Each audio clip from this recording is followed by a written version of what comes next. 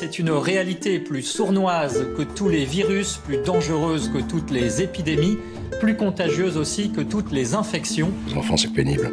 Nous avons eu envie d'aller voir ces gens curieux, bizarres, étranges, qui disent et qui affirment devant la caméra. Boire des spritz un mardi en fumant des clopes, se faire un poulet rôti pour une, remater Friends, aller au parc Astérix ou tenter de conquérir le monde.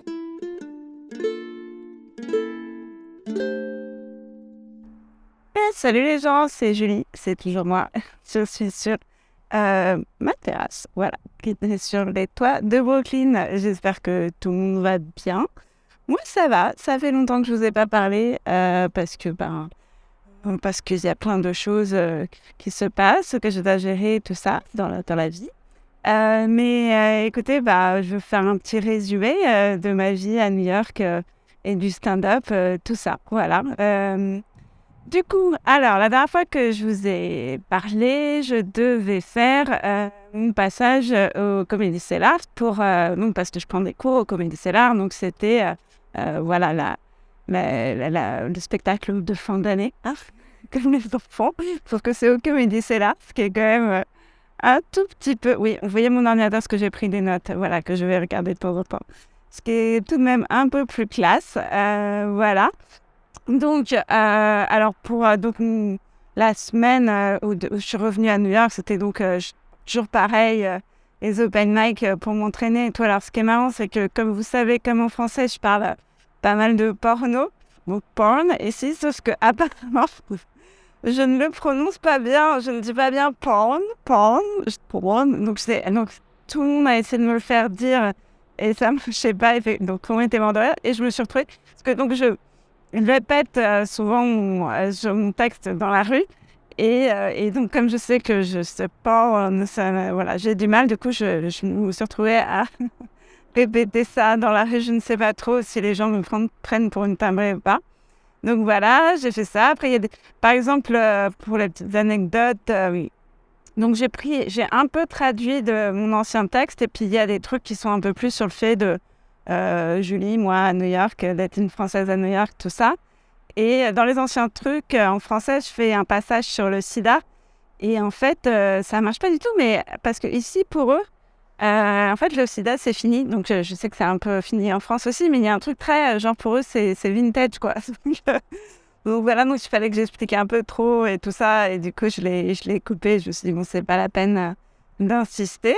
Voilà, mais alors après, avec toutes les petites coupes et tout, entre l'ancien et le nouveau texte, franchement, j'avais un 6 minutes qui me plaisait et donc que j'ai fait au Cellar et franchement, ça a bien marché. J'ai mis la vidéo sur YouTube, si jamais vous ne l'avez pas vue.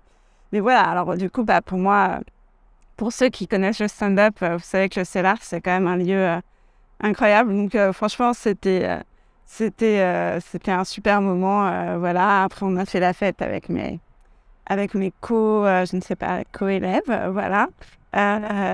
Et on s'est promis de se envoyer des cartes postales. Je ne sais pas si ça se promis de se revoir et de faire des open mic ensemble. Ce qu'on a un peu fait depuis quand même.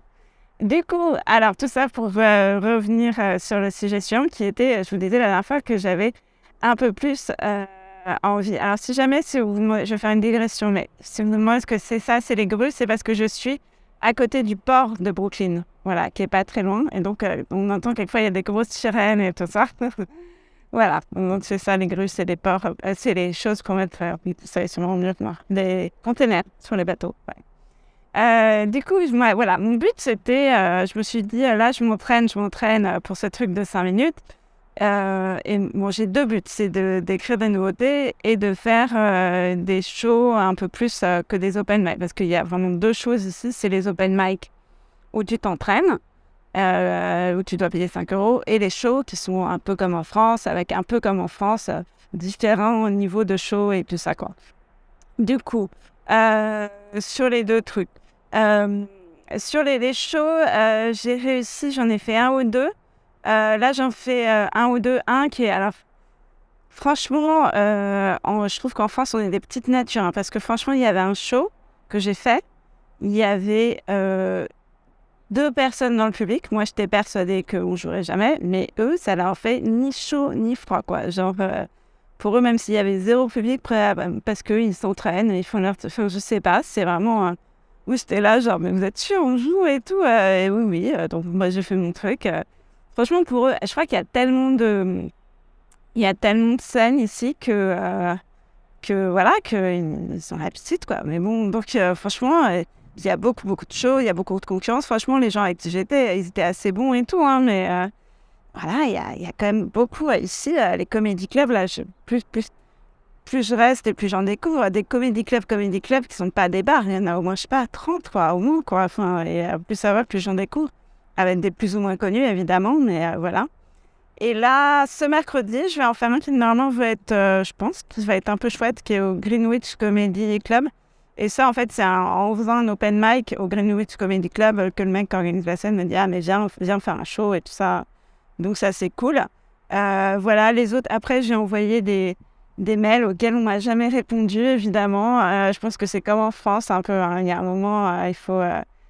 connaître les gens, voilà, je faire... Puis après, la chose différente qu'en France, c'est qu'à chaque comédie club, tu as un open mic. Donc, tu peux quand même, voilà, comme j'ai fait là pour le Greenwich, essayer de faire mes preuves dans les open mic. Et après, je pense qu'il faudrait que je reste, peut-être que je revienne, quoi, parce que là, en gros, les gens commencent un peu, de la base, me connaître et tout ça, mais voilà, je pense qu'il faudra que je revienne.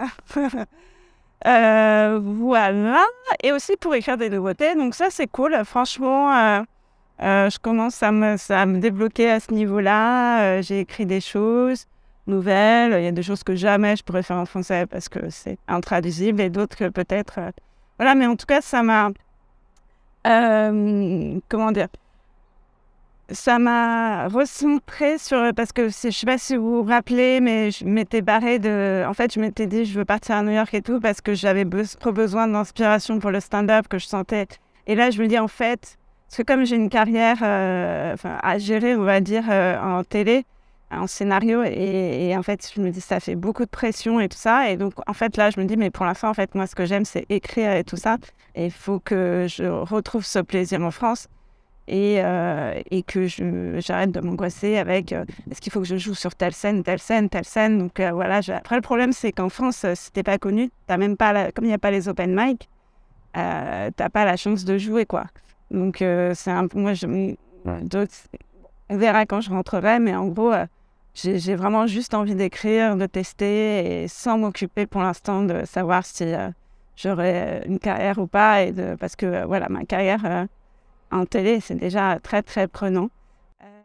Voilà, mais je veux absolument pas arrêter le stand-up, c'est absolument ma drogue, mais j'aimerais réussir à la faire dans un mode plus de laboratoire, je sais pas trop comment dire. Et ah oui, si, une grande chose, ça, j'ai eu c'est sur la façon que j'ai d'écrire. Je me suis rendu compte que ça, c'était beaucoup avec mon prof et beaucoup en écoutant les autres, qu'en fait, je crois, et je me demande si c'est pas un défaut... qu'ont pas mal de stand-uppers français, c'est que j'essaye d'être trop intelligente, de trop faire des blagues genre intelligentes, je sais pas comment dire, même dans la formulation, de chercher la vanne absolue et tout ça. Alors que eux, ils essayent, c'est un truc de simplicité, d'essayer de raconter des histoires, d'être drôle. Et je sais que là, moi, j'ai trouvé une vanne en anglais qui est genre super simple et genre, elle marche hyper bien. Et je dis I wanted to see if dating in the US was different than dating in France, and now I've just been ghosted in 2 different languages. Okay. Vraiment genre une blague de base, et en fait ça fait genre un carton chaque fois, et je me dis mais en fait et beaucoup de fois mon prof il m'a corrigé sur ça. Parce que j'étais là, genre, à essayer de me torturer l'esprit, à trouver des blagues. Il était là, mais on comprend pas. Et quelquefois, il dit « We just need a big joke ». Genre, il veut dire un truc simple, quoi. Et voilà, donc ça, c'est un truc que je vais essayer d'appliquer, d'être plus simple, peut-être plus raconter des histoires, mais dans un truc d'arrêter d'essayer d'être plus intelligent que les autres, quoi. De juste essayer d'être plus drôle. Voilà. Et ce sera ma conclusion, je crois, pour ce Nullipar. Voilà, je vous reparle vite, ne vous inquiétez pas si je reste longtemps sans vous parler. Voilà, en tout cas, je vous embrasse, à très vite.